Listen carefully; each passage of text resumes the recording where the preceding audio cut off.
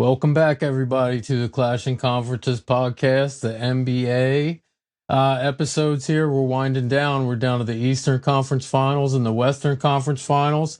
I think all of our Knicks reps, or as somebody just said a minute ago, our uppity Knicks reps took the night off.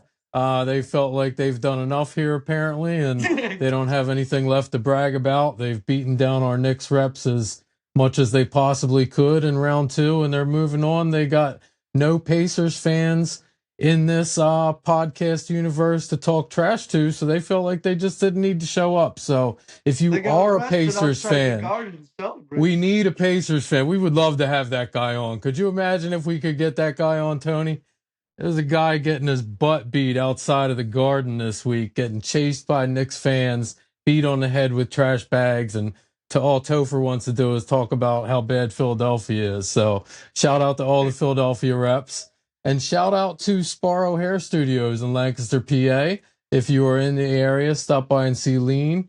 You get a discount if you are a Clashing Conferences member. So another reason to sign up, and the latest reason to sign up, the Swag Wheel. We're doing a swag wheel next month. All you got to do is give a 5-star review on Apple, become a new member, or there's a third way that is leaving me right now, but there's definitely a third way. So our producer will tell you how, one way or another.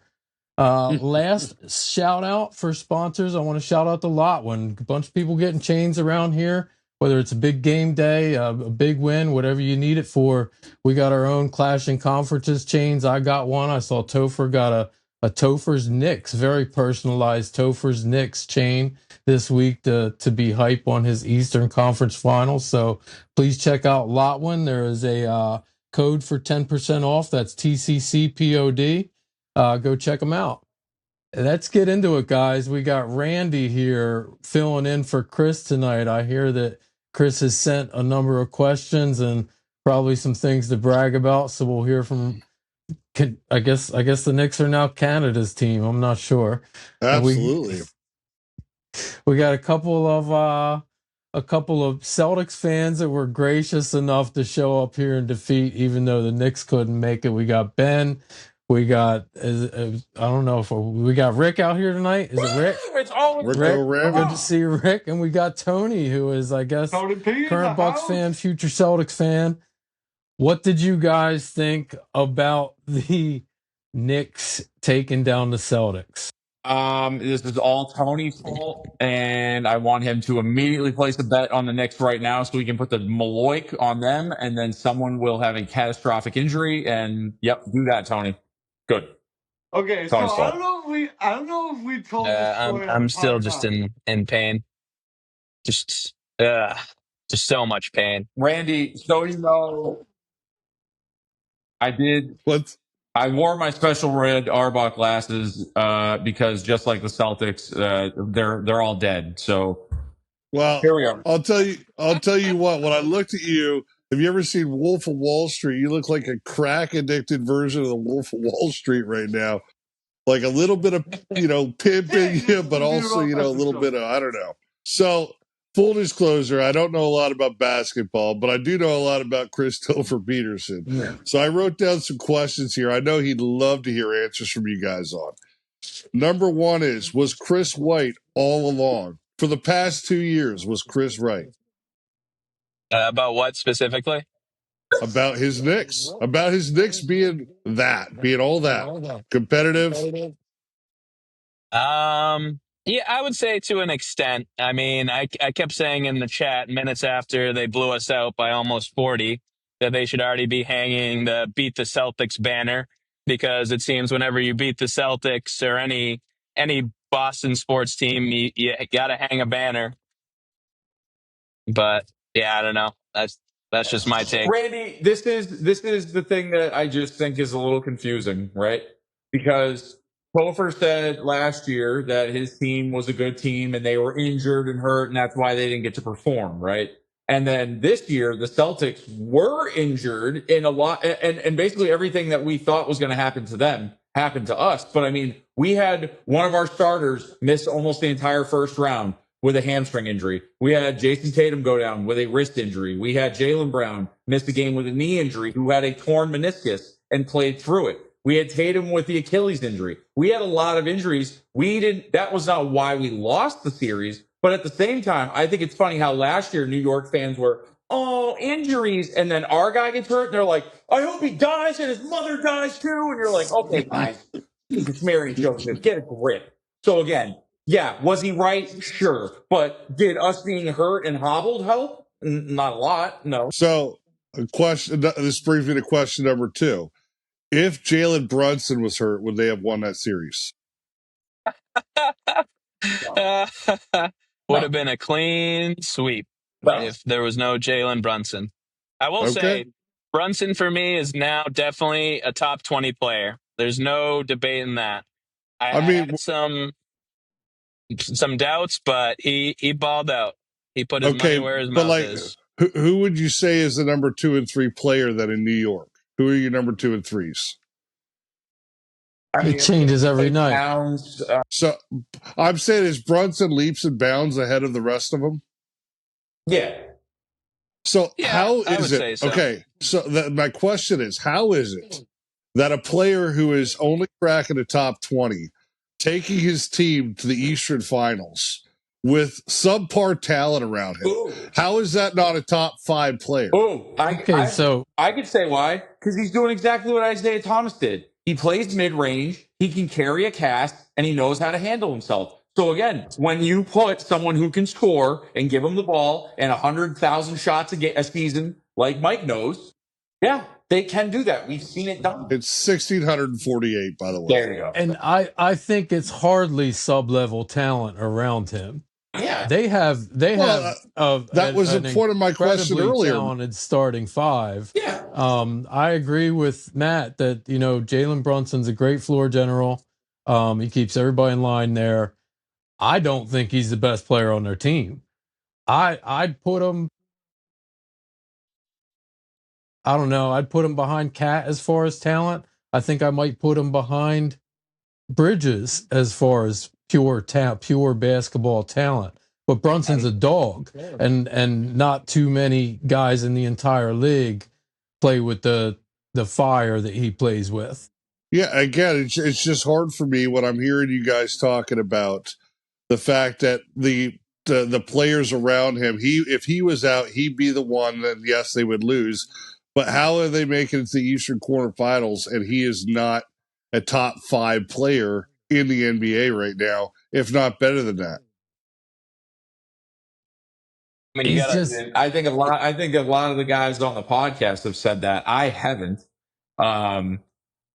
Before or after the series, to be honest, I would say again, yeah. If your team's in the Final 4, you've got to be, and you're one of the top guys on your team. You got to be one of the top 5 or 10. So I can't argue. That's my point. I mean, I don't watch a ton of basketball. I'm filling in for Chris, but this brings me on to my next question. Why did you guys all call Chris delusional? Because he is. Listen, Mike, you're supposed to be the moderator here. Yeah, Randy, we won 3 out of 4 games. Yeah, we bashed them in the regular season. We absolutely smashed on them. And in the first 2 games, we were up 20 points and blew it. So if we didn't play like idiots, if we had a coach with half of a brain, we would have won those games and it's a different series. We did not. And a lot of bad things happened as a result. So you can't go back and fix it. But, everything that we saw leading up to it made it seem like they were going to smash the crap out of him. Right. So again, Chris is calling Brunson the GOAT of clutch time, is a quote he said tonight. Is that at all true? Are we talking about a Tom Brady here, or maybe he's not won that 0 level of championships? talent? You cannot be the GOAT of clutch time because you won a playoff series or 2. I'm sorry. Yeah. Right. We're gonna call when you do that. Like that's what I mean. The bar is so low for New Yorkers. You can be a GOAT by winning 2 rounds. Wow. Yeah. This is where the delusionalism comes in, Randy. This is where the delusionalism comes. I've seen the Hall of Famer. Kelly Olynyk, Hall of Famer, Eastern Conference Finals, more than once, more than Jalen Brunson. So GOAT upon GOAT. Kelly Olynyk. Yeah. So again, I know Chris is delusional. I'm with him in a football podcast, but this is the one time that he's all of a sudden right. And again, brings The me to my one next. time. And What do Chris they will talk, say? as I always say, Chris will talk about this one time for the rest of entirety. So What do they say about the blind squirrel? Yeah. so They find the nut every now and then. well, this brings me to my next question. Okay, did Chris know all along that his team was a very competitive team capable of winning a championship, or did he stumble into it? Chris has said it from the beginning. He won't take credit for him telling me that he said they were built for this, but he will tell you that 100 million times that if we're healthy, we're going to do it, and that wait until Block Ness Monster gets back, he's going to be the difference maker. But Mike, he was proven right. Does he have a crystal ball? Is he lucky? Is he smart? What's going on? Randy, they're halfway there. They're half. Sure, but they're way ahead of where anyone on this podcast besides Chris thought they would get to this year. And Karan. If they didn't meet the Celtics in the second round, I thought they would have played them in the Eastern Conference Finals. So you thought they were? I mean, again, early on this year, I heard Philadelphia, the 76ers were going to be far better than the Knicks. I remember hearing that the 76ers were the team to beat. Who the hell said that? Not me. I can tell you. Multiple. Sometimes, for certain playoff runs, the stars can just align. I mean, you look at the Celtics last year, they didn't really play anybody. They got kind of lucky. All the good teams got knocked out before. And then you look at what happened, Tony P, to Damian Lillard, that killed the Bucks for a little bit. But I mean, look who's left in the East. It's the Pacers, and they have a lot of good players, but I have a hard time believing that the Knicks can beat anyone that comes out of the West. I don't know. But it feels like the power has shifted slightly in the past few years from the West back to the East. Yeah. Like the dominant West of 5 years ago, even, I just feel like is not what it was. Yeah, I agree. I don't. All the best players are in the West, except for one, Mike Brunson, Jalen Brunson. Randy, whatever. Can I offer a special challenge real quick before your next question? Shoot away. All right. So again, I know, and again, I need to reach out to some of the New York fans because I have just been busy. I've had a lot of life stuff going on, not duck and smoke, and again, that's why I'm here tonight. And they aren't. But with that said, I would like to offer a challenge. So, to any dirty New York fan out there, I hear you doing a lot of talk, but I'm going to offer this challenge. Any dirty New York fan that wants that smoke in basketball, I will gladly play you one-on-one and beat the brakes off of you. Whether or Mark Castigos or anybody else who represents New York. If you want that smoke and you want to back it up, I will come find you and I will absolutely smash you in basketball. Open challenge. Put it out there, Steve. Run the clip. Any dirty New Yorker that wants. So, Mike, I know someone who will accept that challenge right now. Topher's out there training right now. He's out there Dick's buying a new pair of shoes and on his way to the court. To me. If you guys actually do meet and play, I will set up a freaking popcorn stand and some beer. And I guarantee you I'll be taking bookie bets on all of you guys because that will be one of the greatest matches ever. You can line them up in a row. I'll get all the dirty New Yorkers, then I'll play them by myself back to back to back. So again, just so they all know, if they want to talk that come back. I need to check IDs on the age difference, but if it's less than 6 or 7 years, my money's on Topher. If Matt's more than 6 or 7 years younger, I'm going with Matt. Well, we'll see. Topher was a baller 20 years ago. I'll give that. I'd love to see. Topher was a half decent baller 20 years ago. Right now. Yeah, Tony. He could hoop. All right, next question. Does Topher, this is going to sound stupid, does Topher know more about basketball than the rest of the pod? Oh, my God. Oh, man. I just want to, jump You're about to phone. get kicked off of here as our guest tonight. Oh, man. Is Chris Topher the Tom Brady of podcasting? What? Oh my gosh. What? Oh man. I Brunson's almost Tom shook saying Brady. it, but Topher's Tom Brady. Who else is Tom legitimate Brady? Yeah. question. um, no, I do have one more thing. Again, this is the year of the Knicks. I just found out they haven't got this far since 2021. This has been a great year. Again, I don't know a lot about basketball. What I do know is that the Pacers are probably the team they would have wanted to play in the finals. Is that correct? Eastern Conference Finals, yeah. Okay. My question to you is I don't know what the hate for the Pacers are, but New York, like Boston, like Philadelphia, is in the Northeast. Would any of you guys, by any chance, be cheering against the Pacers in this series? Go Pacers.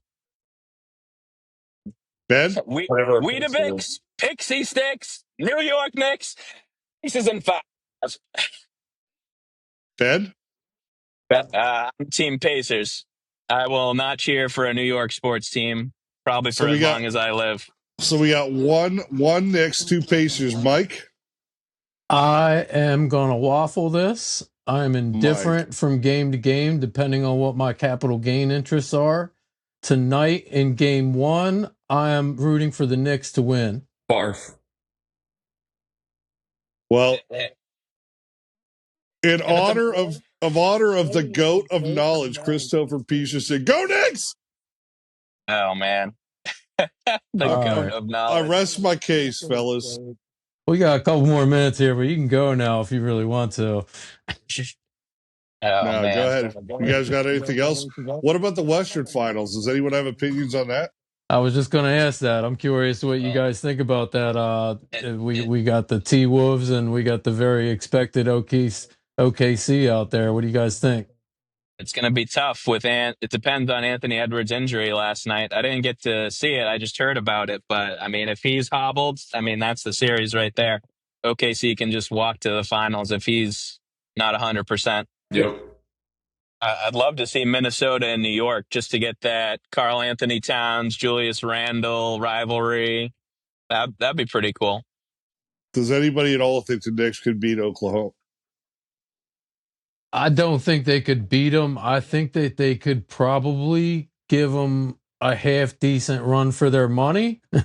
I hope not. I hope not. I mean, let's first off, again, I love how we're already putting the Knicks in the finals. Like they just won and beat the team that knocked them out last year. Like, again, I'm a Knicks fan tonight. I would hope not. I would sincerely hope not. Again, it's everybody versus the Knicks in my mind. So as long as they don't win, I'm happy. Hey, go ahead, Minnesota. Go ahead, Thunder. Go ahead, Pacers, whatever that is. Again, you got two franchises. We don't even know what the hell Pacer and a Knickerbocker is.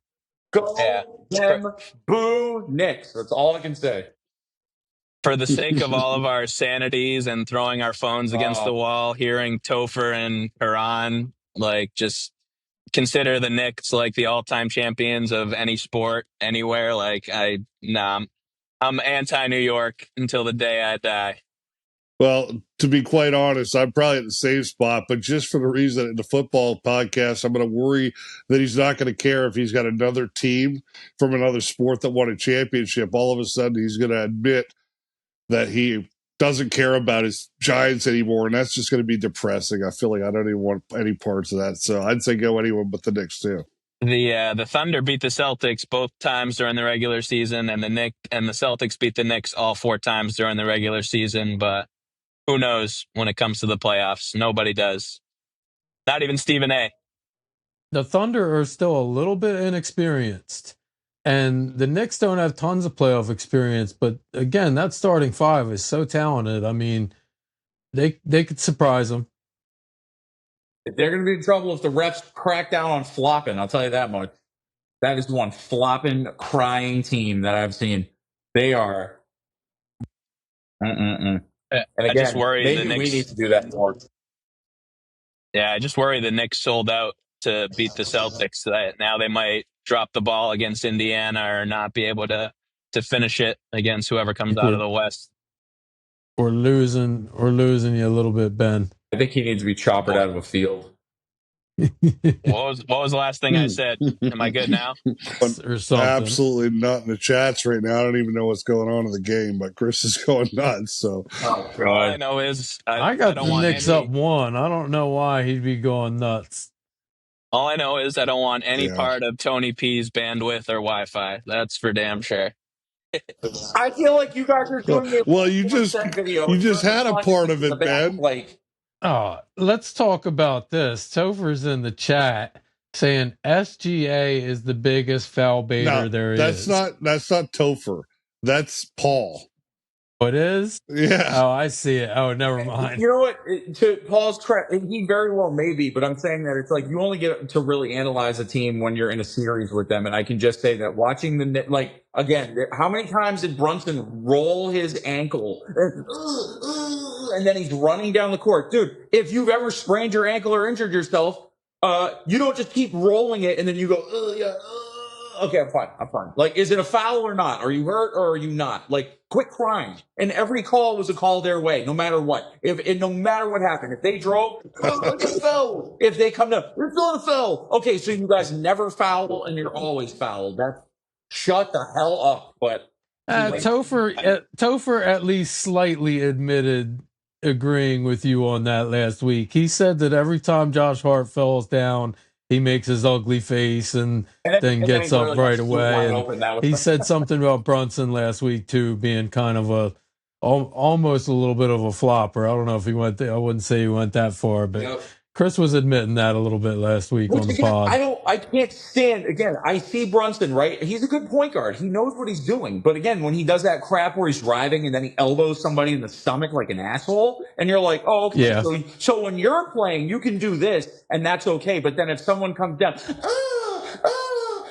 like, again, I can't with the dramatics. So again, I understand New York where people go to act and do plays. Get that crap off the court. And if you step on the court, nobody's calling fouls for you. Just so you know, no one will help pick you up off the court. So yeah, see you on the court. I think that's an entire NBA problem. I think it's just like the new age of like just trying to get the call. Because I'd say like as a Celtics fan, Jason Tatum used to be really bad with that. And like even now he's like better, but still a problem. But I'll put it all on he LeBron. doesn't get the call. LeBron James started the precedent, and it's all his fault. He's the biggest flopper in the NBA. Don't at me. Yep. So again, I've just been watching Chris's commentary back and forth, and I feel like actually, Steve brought this up in the chat, but I feel like actually Chris has been somewhat logical and not being overly optimistic about his team this year. I mean, yes, he's hoping they win, but I feel like he's actually somewhat curtailed his crazy optimism like he has for the Giants sometimes. Is that true? You don't feel that way at all? You feel like he's been over the top fanatic? Okay. Well, maybe I'm dead wrong. I don't know. Everybody. 2 words. Daniel Jones. Randy knows all too well. Very well. Yep. Very well. Who's Juice? I see Juice just jumped in. Juice has popped in. Juice is our Sixers rep. Randy, you haven't met Juice yet? Flip your phone, Juice. Want to put him back up? There you go. Now you're right side up with us. Juice, why did they give your dirty, stupid team the 3rd pick? You know you're going to draft somebody with no legs. Like, what are we doing? No, I mean, I don't know. Hopefully, I'm just praying to God this works out right. You know, the Sixers in the draft history, we all know how terrible it absolutely is.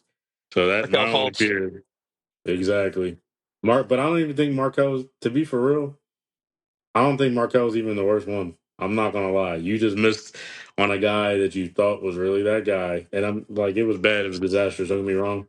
I still think the worst draft night decision in the last, I'll say in the last 15 years, because we've had a lot of bad ones, but is trading Bridges for Zaire Smith. The dumbest thing in the world. Especially a local guy. I saw he was on the podcast with P. I got to check that out because it looked like they were frying him a little bit, and I definitely think I I need think to he's get been it. watching our podcast because he said a lot of things that we said in the last couple of weeks. I can tell you that. Believe it. I believe it. I'm gonna have to see what's up. Well, you had to be pretty excited, Juice, to not just keep your pick, but to move up like that. Yeah, I'm definitely hyped, definitely extra hyped, but I'm trying to be calm about it because even though we got a great pick, they can still f this up. So And I like, hate to say it, but Bailey seems like the perfect guy because it's most elite. I mean, like bipolar, like levels of it. He could be great or he could be nothing. So like I if agree. that's projected who you're going to take right now, and it's such a Sixers pick for me. I hope we don't take Bailey. I'm not gonna lie. You guys know I mean I'm biased, but if it's me, I think he's more polished, has more skill set than Bailey. Like I mean Bailey still has the bigger ceiling. I still want Derek Queen. I'm not gonna lie. Like I think he's the one. He's gonna be the sleeper, and I mean I'll find out. We actually got to make sure. I got to talk to you guys about that because I'll be one of the nights you do the podcast. I'm going out to summer league, so I'll be out there the night before summer league. Nice. I'll know what's up first 2 days if he's really a dog like that.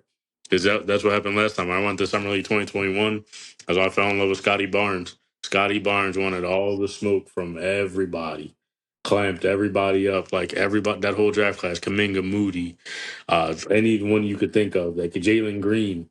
Nobody, even Cade. Nobody wanted no smoke. Now he seemed to have fizzled a little bit, but Scotty was the dog out there. It wasn't even close. Might just need to get on a new team. Maybe, but I'm interested to see how it's gonna. They still need some time, but with him and Bi and like the pieces they got there, like quickly, I'm a big fan of quickly. I actually know him from a personal side from stuff with church. Like, but some of the pieces they got up in Toronto, like it could be okay, but they got to figure out. Like everyone got to figure out their roles, and they got to figure out who the alpha is. Now that Bi is there, I mean, you got to put Bi above Scotty, but Scotty shouldn't be a bad number two at all. Juice. Yeah, Can I ask you? Can I ask you a quick proposal? Because we're not doing Matt Libs tonight. So ready? We'll Okay. trade injured superstars, Embiid and Tatum. You give us the 3 pick. We'll give you the 28 pick. We'll give you a second rounder, and we'll throw Giroux in there, and he can have his homecoming. Tatum for Joe. Tatum, Giroux, this year's first rounder for your 3 and Embiid. To be for real, I would do it just because of Joe's contract and the history. Like no matter Ben is like no. No matter how you look at it, like how Joe has been. Like I've always said with you guys, to have a 7-footer with foot problems. I already don't want the smoke. Like you're gonna make if you made that trade, if it happened, you guys only got another year with Joe, maybe 2 before Yeah, like I it was just really gonna say, crashed. Juice is ready to trade Embiid for anybody. Anybody Just give him for real, something. Just give him for anything real. of value, and Juice is like, yeah, pull the trigger, get him He out of gotta here. go. He gotta go. I want that 3 pick. It could at this point. I'll even take a. I would even take like 3 role players and like 2 picks, and he can go. He can go tomorrow. I'll pack his bags for him. Promise you. Oh, we've had last week we got Matt's answer as to what should the Celtics do next. We just got Juice's answer on what the Sixers should do in the off season. Ben, what do you think about your Celtics in the off season? What do you got to do here? You got to blow it up? You going to keep everybody? You going to oh trade? man, You going to trade somebody to the Sixers? I'm still recovering from the devastation that happened last week. So I don't know if I'm at a point to start selling off everybody. But I will throw a better trade proposal than whatever that garbage one that was just said. Sorry, Matt. Rick. How about the Celtics have been reportedly talking to Cooper Flag at the draft combine. What say we do Jalen Brown, Drew Holiday, and the 28th pick for number 1 to get What? Cooper Flag in Beantown? Can they with the money though? Yeah. I mean, that would be money going out more than anything. So, Because you would have Cooper on a rookie contract. Yeah. You dump Jalen Brown's contract and Drew's. Money wise, it works. Yeah, I think we had a podcast episode talking about how you need to have like a doctorate to understand the NBA salary cap. So I'm not going to begin to say that I know anything about it, but according to everyone that knows anything about money and sports, the Celtics need to sell their whole team to get under some apron or threshold or whatever. So that's a hypothetical trade right there that does that. But we talked about it last week right here that you guys have too much money on the books next year and beyond. I gotta say, yeah, this is the thing that pisses me off, and I mean, I guess it is what it is, but this is what irritates me is that the Celtics, for once, got it right. You know, a lot of teams when they try to build through the draft, maybe they draft a couple of guys, one succeeds, one doesn't, or none of them, or whatever, or one leaves. We did it the right way. We drafted our guys, we built them up through our system, and just when they got the contracts, oh, we're going to change the league. Oh, we're going to make it so if you spend money, you're going to get screwed. Great, because I didn't see that when Golden State was winning championships. They only started doing it after the fact. I didn't see that when LeBronto and the Heat were all doing that bull crap and stretching it and maxing and doing everything. So again, it just really pisses me off that finally, when the top two guys are Celtics guys getting paid, oh, we're going to change the rules now. So yeah, cool. Thanks. So, hey, good luck all you other teams, because guess what? As soon as you get good, you're going to have to strip it down to the studs because you ain't going to have the money to do it. Period. they just want everyone to catch us in titles. It's okay. It's a compliment. Freaking luck. We got haters going back to the 50s and the 60s. It's fine. You know, add them to the list. It's okay. Any chance that the Celtics are going through the post Brady of and the NBA? Are you guys going to start a decline? No, not a chance. I mean, the stuff you guys are talking about right now is decline material. No, you're over leveraged. No, we have a lot of assets. This is going to be a very weird rebuild. If you're a fan of rebuilds, watch what happens in the next year or two, because this one I've never seen before. This is going to be very weird. So yeah, it is going to be weird. I mean, we're going to have Tatum out probably till March, hopefully. That's about 10 months from now. I don't know. Tatum can complete his Kobe arc and come back from an Achilles injury. I'm sure he's loving that idea right now. The way it stands, I think Holiday and Porzingis, they're probably out the door just given the amount that they make. But I mean, Brad Stevens as a GM, you say what you want about Brad Stevens, the coach. He had his great moments as a coach, but he has yet to have a bad move as a GM. Like, go back and look at all of his trades, his signings. Like, I mean, Derek White, I think we've talked about on a previous podcast episode. It was Romeo Langford, Josh Richardson, and some draft pick for Derek White.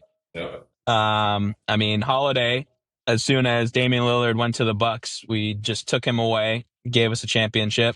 We traded Marcus Smart. I mean, I had a special place in my heart for Marcus Smart, but he was a enigma, as they say, and we were able to get Porzingis from him. We got Al Horford back from OKC for nothing. We gave them Kemba's dead body. So, like, you look at, I'm sure there's plenty of other moves as well. I don't know if he's the one that drafted Peyton Pritchard or not, Yeah, but I think, yeah. So that might have been his first draft. So you look at all the moves that Stevens has done, and like, yeah, everyone's saying we're going to blow it up. We're going to trade everybody. And I'm curious to see who we can get. I think I saw something the other day that they might pursue Kuminga. I know Kuminga is a guy that I think he just needs to get on a different team. Like, I think he's still got some potential. But yeah, I'm excited to see. It's going to be weird, but I trust Brad Stevens to kind of lead us into into next year. But I do think that if we get Tatum back around March and we're like 5th, 6th seed, you all better watch out. You all better watch out. So let me ask the same question to a non-Celtics fan real quick here. Juice, what's your opinion of the Celtics? Well, I'm just saying, are we seeing another decline in New England? Juice is what are you talking about? I will say I The think Patriots, Rick Rammon, the Hey, Patriots. Rick Ramone, and I said that Juice is a Celtics fan, sir. We converted him. Hey, you're right. Juice. I think it's a toss up Rick Rammon. because that was hilarious. I think I have to double check how many or how much they have to drop because I remember I looked it up. I knew because those two guys having those big salaries and what they just paid Derek White and the pieces they have. I think it'll depend on how big of a drop they got to make. Mm-hmm. Like if they're talking, they got to dump like one of the two, Tatum and Brown, and like two of the role players. It's going to be a crazy. It's going to be different. I don't. I'm not 100% sure how big the gap is. So but yeah, so I'll say yes. It's going to be a crazy rebuild, and it's going to be a couple years if they're going to split up the stars and you get rid of the pieces around them. Because I don't know. I honestly think based off the timeline, even what Ben was saying, I don't think Tatum's going to play at all next season. I really would be shocked. Not that Same. he can't make it back. I know the technology and medical medicine, and everything now that they have, he can make a pretty quick recovery. But if they lose the guys they're going to have to lose this offseason, and like the team's not really gelling, then you're going to expect him to find his fit in March, April, like right around playoff time. I don't know if that is good for him Yeah. or for the team. Just one thing listening into everything you guys are saying. I don't think any team's going to be jumping up and down to pay big money for a guy who's off with injury for at least 10 months. But So you got to make a cut somewhere. I mean, again, you're talking about cutting two players to make it. You're down three starters on your team. It seems to me like that's a recipe for a decline at least next year. I think we're Could be. young. We're gonna make moves. We're gonna get picks. I have faith in what we'll do. I think again, it's going to be giving the younger guys a chance to step in and see if they can do what. I mean, again, like JD Davidson, for example, he was the G League MVP. People don't even know who he is, but it's like, okay, if we have to move off of a guard, hopefully this guy who won the G League MVP can come in and give us some quality minutes off the bench. If that's something that we can do, that's something that people don't really know about. But yeah, I mean, this whole thing is Shanghai. Yeah. I think JD's ceiling and I'm a fan of JD, like I like him, but I think his ceiling for you guys or ceiling league wise is going to be like what Deuce is doing right now in New York. Like that's the most, Yeah. in my opinion, you're going to get out of him. I think you're definitely going to need Pritchard to play more, which I think Pritchard can get more minutes. Like I think he can. He can lock up. He's definitely got a. He's a good, pesky defender, and he can shoot, as we know. He can Well, get buckets. we have whittled this conversation all the way down to Deuce, who is, as we all know, the Steph Curry of the NBA and G League champion. So I think that's enough for tonight. I think we covered it all. We're trying to keep this one short. So we're going to get out of here, but we'll be back next week. Appreciate everybody tuning in. Check out the Fighting Podcast, which has been pretty awesome so far. A couple episodes in. That drops this week as well. So check everything out. Sign up, be a new member, join the network. Hope to have you soon, and we'll be back soon. Thanks, everybody. In honor of Chris, go Knicks. Who next? Boo.